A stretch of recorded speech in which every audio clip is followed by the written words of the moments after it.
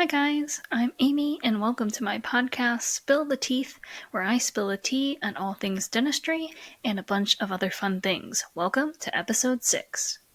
Okay, for everyone keeping track at home, I am on week 10 of school. I know, it's hard to believe, I barely believe it, but here we are, week 10.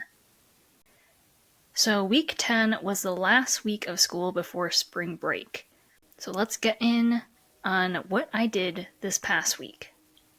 So Monday I had a fixed midterm, so I already had the fixed lab practical, and this past Monday I had the fixed midterm, which was the lecture exam portion of the course.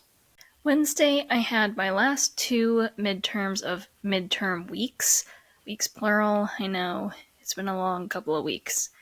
But anyway, on Wednesday I had my hard tissue oral pathology midterm, and then right after that I had my oral med midterm. All in all, it was a pretty terrible 3 weeks of midterms, and there were just too many practicals and too many midterms to count, but thankfully I am out of the woods, and by the time that I drop this episode, I will be on spring break, so yay! Thursday in operative, we worked on anterior aesthetics, specifically composite veneers. So like I've been talking about these past few weeks, we have mounted natural teeth on our dentiform, and so we were tasked with choosing 2 teeth to do a veneer prep on, and then do a composite veneer, so we had to build it up ourselves. I ended up choosing teeth number 7 and number 8. So the reason why I chose these 2 teeth was that because number 9 already had a class 4 composite restoration on it, and I was concerned that if I had started to do the veneer prep on this tooth, that the composite restoration would have just fallen out, and I would have been left with an interesting situation to fill. And also, number 8 was already ground down through attrition, I believe, and so it was easier to do the veneer prep on that, and then to choose number 7 because it was adjacent to number 8. So I did the veneer preps on tooth number 7 and tooth number 8, and then I built up number 8 first.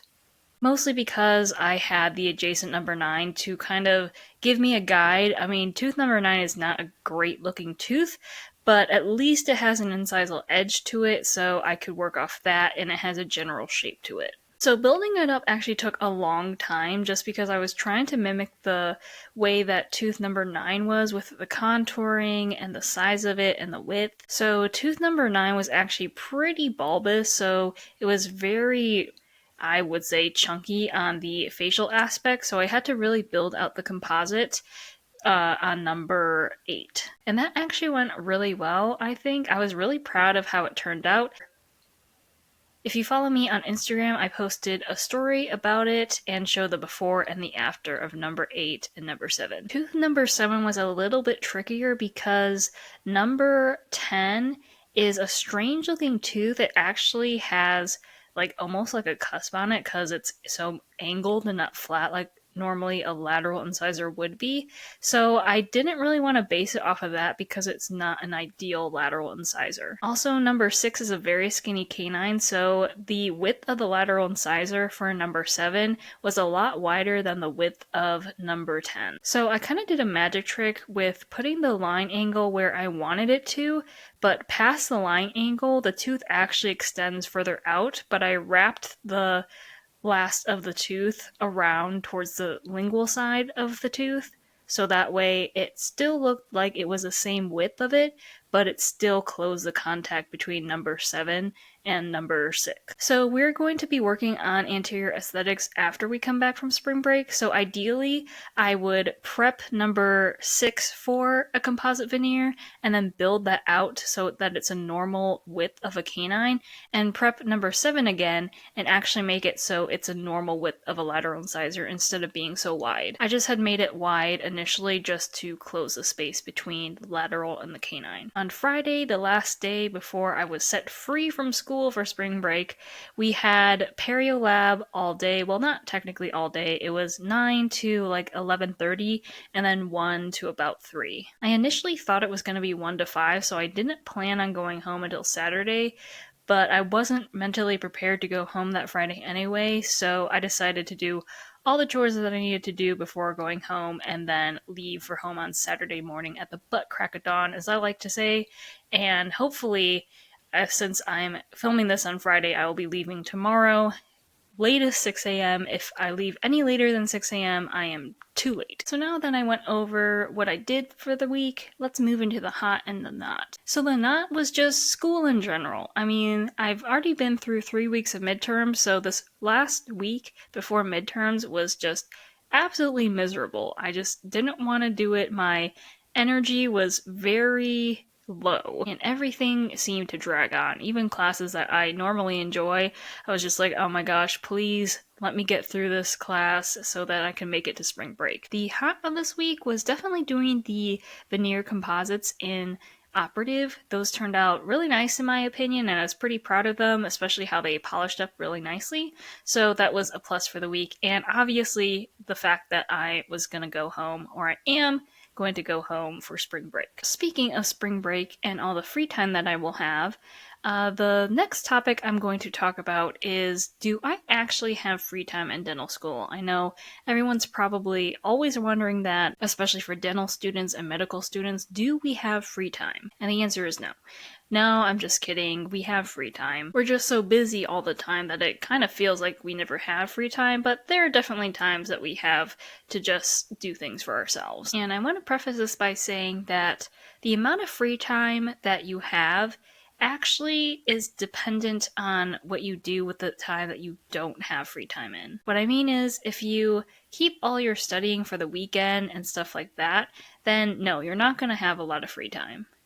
But if you're really smart on time, which is why time management is so important, then you can front load your week and then have your weekends fairly free. So for me, that means catching up on my Quizlets during the week instead of saving them for the weekend. So if I get to class early and have an hour before class, or I get out of class early, then I usually use that time to catch up on Quizlets. During the week after I come home from school, I'm usually catching up on study guides and Quizlets and stuff like that. And that really helps me to get all this stuff done in the week so that I have time on the weekend to do things that I just want to do. Now, I am kind of the exception to this rule because I do actually enjoy studying, so I don't really mind studying over the weekend, but it is very nice to do things like this. So on Friday nights where I don't do anything except record my podcast, do shopping, watch TV, whatever. So again, if you want more free time, get better at time management for sure. So what are the things that I like to do in my free time? Well, one is reading. And if you listened or watched my podcast last week, then you know that I love reading.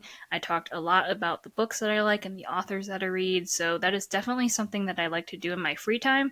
But again, like I said, I don't usually do a lot of reading during the school year. And if you remember actually from the last episode, I talked about this book that I got from my library's blind date with a book thing, and I actually am starting to read it, and it's pretty good. The characters are a little quirky, but it's interesting enough that I want to keep reading more of it. Another thing that I like to do in my free time is play piano, and if you're watching this podcast on YouTube, then you will see that I have my piano behind me. And that was actually a graduation gift from a family friend and a bunch of my aunts and uncles. It is an electric Yamaha keyboard, which is super nice because it is portable, so the stand folds up and the bench folds up, and also it has a feeling of actual real keys, so the keys are weighted, so it actually feels like you're playing piano while not actually being on an actual piano. You're playing it on an electric keyboard, basically. It's also nice because there's a headphone jack to it, so I can plug in my headphones and listen to my piano playing without bothering my roommate. I took piano lessons since first grade, and I took piano lessons until my third year, I believe, of college, and then I just stopped because I didn't have time to practice the stuff that I needed to practice, and I just felt like I was wasting my piano teacher's time because every time he came, I was like, well, I didn't have time to practice, so here's like a terrible scale or two. So I decided to stop, but I still kept playing. And it was kind of more freeing for me to not have lessons and to rather just play piano on my own. I definitely think piano lessons are important to learn about theory and whatnot, but for me, I had enough of lessons and I enjoy playing on my own. I play a bunch of different stuff when I play in my free time. I play the theme of Spirit because I love that theme, and I play a bunch of church hymns and classical music. Another instrument that I play in my free time is the clarinet, because I played clarinet since 3rd grade and still do play it. Now, I don't usually play it a lot in my free time. Like right now, I do not have my clarinet down with me at dental school. First of all, because I don't think I would have time to play it. If I'm going to play something, the piano is a lot easier thing to access, at least for me, because I have a piano. But even when playing the clarinet, you have to find somewhere to play it, and I don't really want to play it in my room, and I don't think my roommate wants to hear me play the clarinet. And like I said, I played clarinet for a long time. I took lessons from my grandpa when I was young, so when I started in 3rd grade, which when I was still in public school at the time, that was pretty much unheard of because you weren't allowed to start wind instruments until you were in 5th. But since my grandpa was a band teacher and had a clarinet, I could start whenever I wanted to. So I took lessons from my grandpa for a long time, and then when I was in 5th grade, I actually got into the middle school band and played there from 5th to 8th grade, and then I got into the symphonic band as a freshman in high school and played there, also marching band. And then when I went to community college, so College of DuPage, I did 2 years playing in their community band, and then when I went to North Central, I also played band there. Playing band in my first year at North Central was a little strange because it was COVID, so we had kind of like Zoom meetings with the band, and then sometimes we played music, but it was very strange and a very weird way to enter into band at North Central. At that time, because I had a band scholarship, I was required to take lessons, so I had Zoom lessons with a clarinet teacher, which was also very strange for me. But I quit band after the first year at North Central just because I didn't have enough time to do it. But the fall semester of my second year, my band director started a new group called the Naperville Winds, and I was able to be part of that group for a semester. Then it just got too hectic with all the classes that I was taking, so I had to drop out of the Naperville Winds. That was an interesting experience too, and that was out of COVID, so we were all playing together, which was nice. But the Naperville Winds was the first really serious group that I was a part of, and I just didn't have the time to put in the practice that was needed to play with those really good musicians, so I dropped out of that after playing in it for the first semester. And that was fine with me because I personally didn't like playing with the Naperville Winds. It was mostly because for me, I'm not a great clarinet player. I definitely work hard at playing clarinet, and I'm good enough to pass to make it in a band, but I definitely didn't like the high stakes of being in a band such as the Naperville Winds. And this is no hate on the Naperville Winds, you can look them up. They are great players. Actually, there were some people from my community band college that joined the Naperville Winds because at that time the community band college was not playing, so they switched over to the Naperville Winds and they were there too. And they were all amazing players. I just was not up to par with them. But the Naperville Winds are doing amazing things. I think they played at Carnegie Hall, and the musicians in that band are very good. So after that, I was kind of done playing for a while, but then the wind orchestra at North Central invited me to play with them because they were doing Carnival of the Animals and they needed a clarinet player. And my clarinet teacher that I had my first year at North Central actually recommended me to the director, and so he reached out to me and asked if I wanted to join, and I said yes because I love the Carnival of the Animals, and I was the lone clarinetist in that orchestra, which was very jarring because that is also a mega piece. Not technically hard, but there's a lot of moving parts to it, and when you're the lone clarinetist, you have to do all the clarinet parts, and they're basically now all solos. And after that, the director of the wind orchestra did invite me to stay on because they had hoped to add on to their orchestra with wind instruments, but because of the time constraints that I had to turn that one down too. Which I definitely don't regret turning down the things that I did. I was definitely focused on school at that time, but it was a nice thing to be able to play clarinet while I still could during college. But I do love playing with bands, so definitely when I am out practicing dentistry and I have a little bit more free time, I would love to join my old community band again.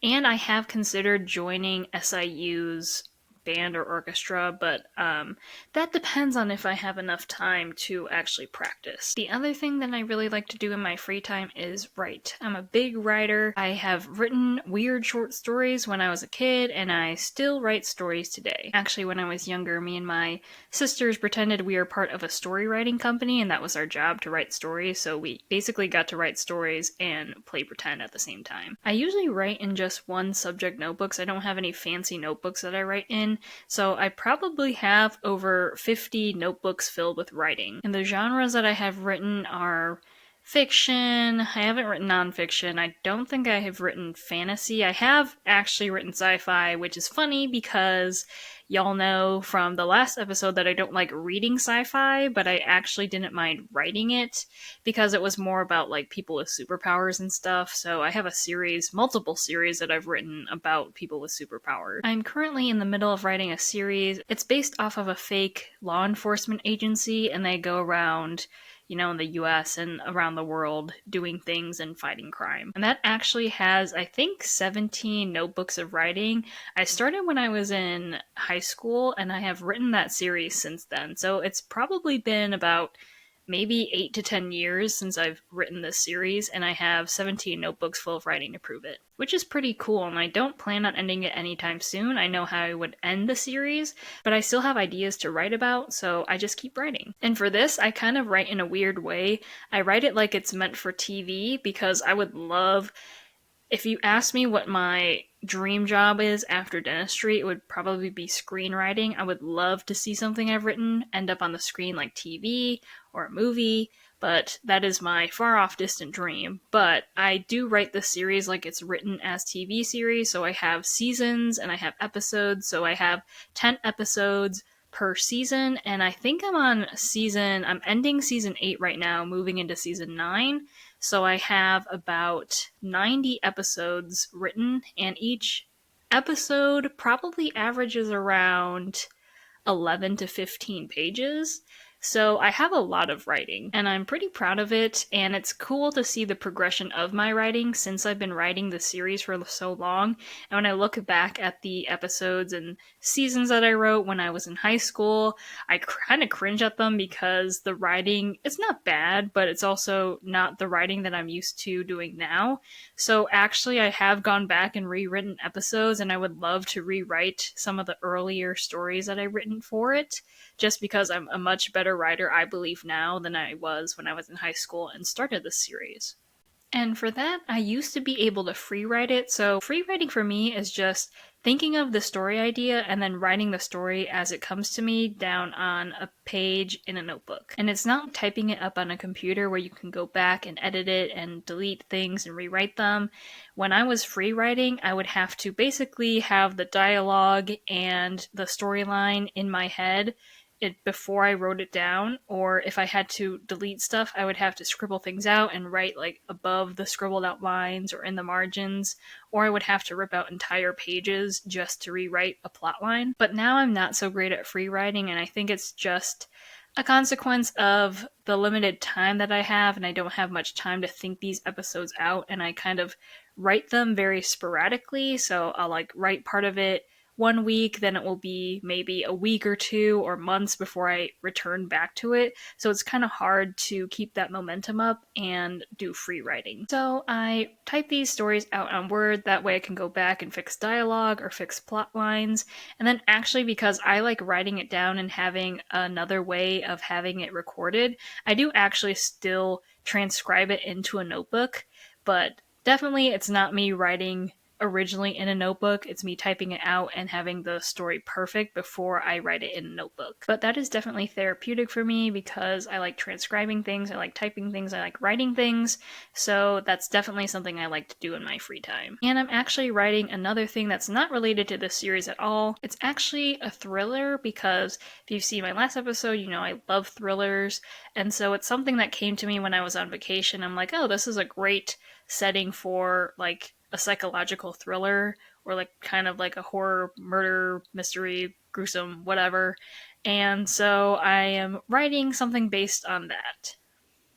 And that is another one of my far off distant dreams, that I would also like to be an author, just because I love writing and I would love to see one of my works like printed and bound, but that is a very hard thing to crack into. I know getting books written and published is a very hard thing, and I just don't have time to commit to that. So maybe when I have more time as a dentist and I'm not in school and studying for multiple weeks of midterms, then I'll find time. Now that I have spilled the tea on dentistry and all the things that I do in my free time, albeit the limited free time I have, it's time to leave you all with some food for thought. And to be honest, I don't have food for thought for you guys because, in all honesty, my brain is fried from midterms. I am looking forward to going home tomorrow, again, because I filmed this on Friday, so I'm going home on a Saturday, even though this drops on a Monday.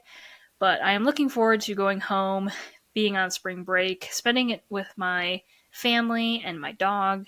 So, yeah. So basically, I've been too lazy to think of food for thought, and you guys are just gonna have to figure out some food for thought for this week. And for those who are going on spring break, I hope you have a very restful and fun spring break. I hope you spend it with friends and family, and you just don't think about school for a while. Thank you for watching or listening to this podcast, or both.